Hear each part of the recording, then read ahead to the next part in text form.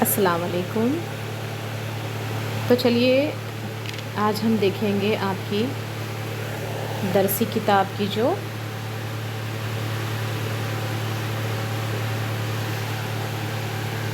حصے نظم ہیں اس میں آپ کی یہ ہے 7ویں آزاد نظم۔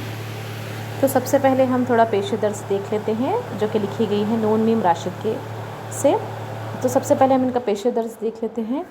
جوش اور اقبال کے بعد اردو شاعری بہت سی روایتوں سے آزاد ہو گئی۔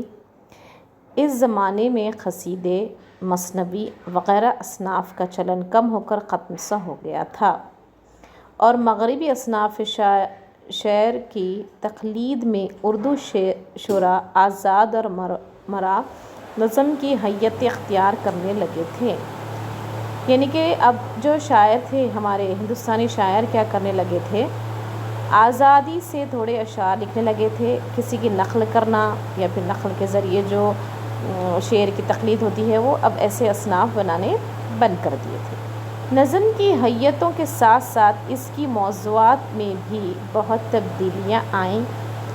2 عالمی جنگوں کے اثرات دنیا بھر کے ممالک پر پڑے، اور ان کے بعد یورپ اور امریکہ میں ظہور پانے والے فلسفیانہ نظریات سے مشرقی ملکوں کو بھی متاثر کیا، جس کے نتیجے میں اشتراکی وجودی اور جمالیاتی نظریات عام ہونے لگے۔ یعنی کہ دونوں آپ کے جو جنگیں ہوئی ہیں اس دنیا میں، ان دونوں جنگوں کے بعد کیا ہو گیا ہے، نظریاتوں میں بھی کافی تبدیلی آئی ہے لوگوں کے، اور لوگ کیا ہو گئے اب الگ الگ سوچ کی حیثیت سے کیا کرنے لگے ہیں، اپنے نظریات کو عام کرنے لگے ہیں۔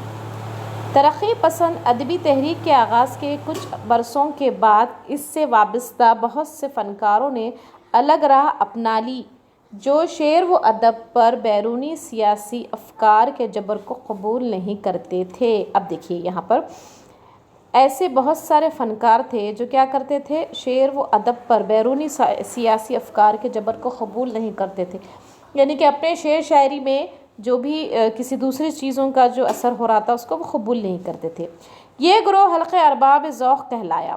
اس میں نون میم راشد، میرا جی، اختر الایمان، محمد دین تاثیر، ضیاء جالندھری وغیرہ اہم فنکار شامل تھے، جو کہ ارباب ذوق کے گروپ کے یہ تھے۔ ان شعراء نے آزاد نظم کو خوب ترقی دی اور اسے اپنے زمانے میں نظم کی مقبول حیت بنا دیا۔ آزاد نظم میں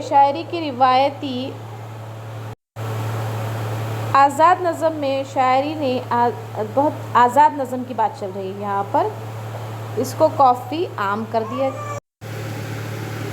تو اس طرح سے آزاد نظم کی جو شروعات ہے اس میں یہ ارباب ذوق کا بہت حلقہ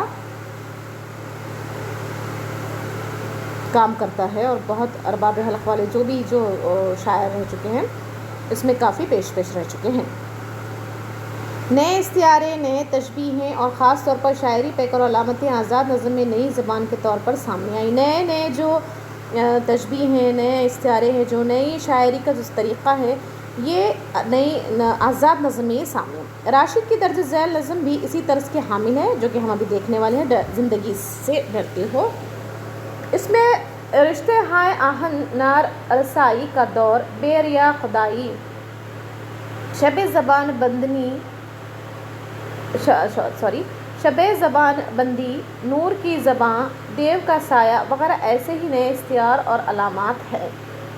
اس نظم میں شاعر نے یہ بتایا ہے کہ انسان اس کائنات میں مرکزی حیثیت رکھتا ہے، اسے اپنی ذمہ داریوں کو سمجھنا چاہیے اور مصائب اور مشکلات سے مقابلہ کرتے ہوئے زندگی کے سلسلے کو آگے بڑھاتے رہنا چاہیے۔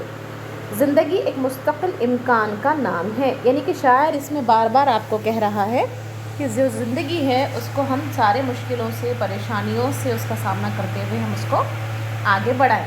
جیسا کہ میں آپ کو انگلش میں بھی بتا چکی ہوں، اگر آپ کو اردو میں اگر یہ سوال آتا ہے کہ اس نظم کا یا اس سبق کا مرکزی خیال بتائیے، زیادہ تر نظم کا آتا ہے، تو آپ کو یہ آخری کے جو 3 لائن جو ابھی میں نے مطالعہ کی ہوں، یہ 3 لائن کافی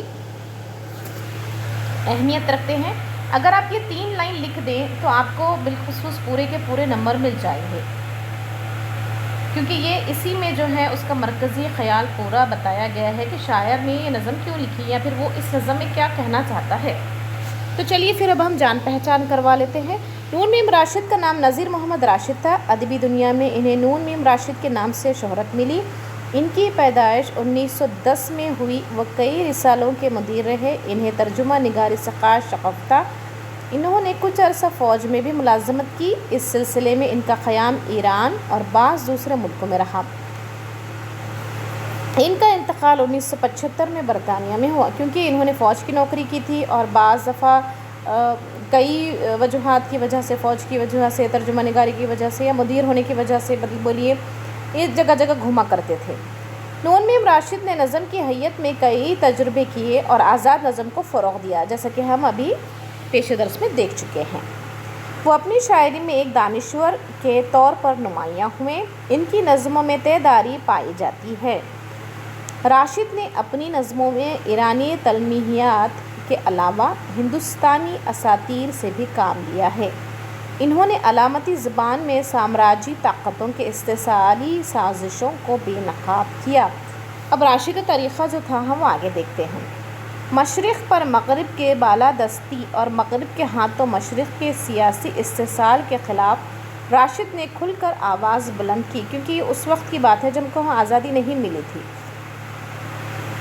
یا پھر آزادی ہم کو مل چکی تھی، لیکن کوشش کیا جاری تھی؟ آزادی کے لیے کوشش جاری تھی کہ لوگ کیسا اپنے آزادی حاصل کریں۔ تو اس دوران جو انہوں نے نظمیں لکھی تو اس میں انہوں نے مشرق اور مغرب، کیونکہ ہمیں آزادی 1947 میں ملی، تو مشرق اور مغرب کے جو مقابلہ تھا، سیاسی مقابلہ بولیے، تہذیبی مقابلہ بولیے، اس کے بارے میں انہوں نے آواز کافی بلند کی۔ اپنی عملی زندگی کے آغاز میں راشد کچھ دنوں تک آل انڈیا ریڈیو سے وابستہ رہے۔ زندگی کا خاصا بڑا حصہ ملازمت کے سلسلے میں انہوں نے ایران میں اور پھر UNO امریکہ میں گزارا۔ ان کا پہلا مجموعہ ماورا اردو شاعری میں ایک نئے طرز احساس اور اظہار کا ترجمان ہے۔